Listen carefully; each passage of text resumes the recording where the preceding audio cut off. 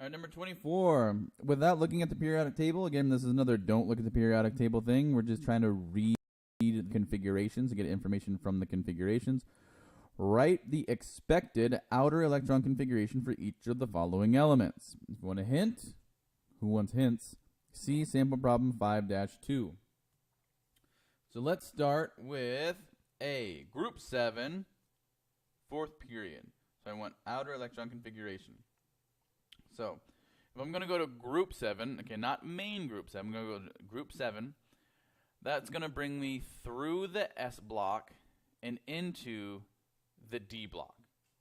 Okay, so it's not going to get me all the way to the P block. I'm going to go through the S block into the D block.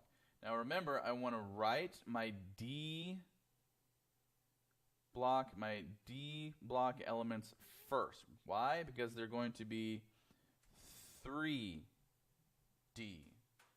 Okay, then my 4S. We want to have ascending principal quantum numbers. Now, group 7, so that's 7 total electrons. Now, I am going to fill my 4S first, and whatever I have left is going to fill my 3D. So 3D5, 4S2. Okay? We're going to be doing something somewhat similar for B, but here we're going the 5th period, 3rd group. So we're gonna go through our S block and into the D block again. We're just not going to go quite as far, but we're in the 5th period, so we're gonna fill 5S first, and then we're gonna go 4D. And remember, I'm gonna write the 4D before the 5. Oh my gosh, that's a 2. I meant S. This is an S. What's going on there? Because I need to have all of these written in terms of ascending principal quantum number. So even though 5S truly is filled first, I'm going to fill 2 electrons there, and then my 1 leftover electron is going to spill over into the 4D. I'm still going to write the 4D1 before the 5S2. Lastly, now we're going to get a little bit tricksy here because we're going to go the 6th period. And you know what shows up in the 6th period?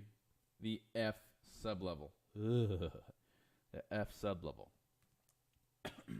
Now, before we start dealing with those F sublevel electrons, remember that the F block doesn't actually inhabit any groups. Okay, the normal group numbering does not affect, or the F block elements don't have group numbers.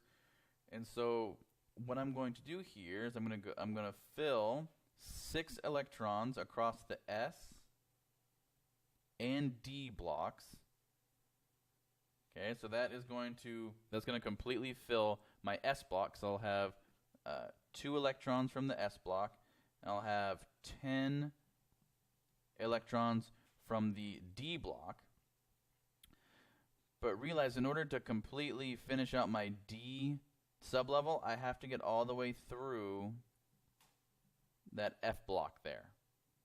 Okay, now here on A and B, I've been looking at group numbers, okay, and that's been my total number of electrons here. But remember, since the F sublevel doesn't inhabit a group, our group 12 here is telling us that we need 2 electrons in the S sublevel and 10 electrons in the D sublevel. I'm getting this 14 from the fact that in order to complete my D sublevel, I have to go all the way through the F sublevel, and the F sublevel can house 14 electrons.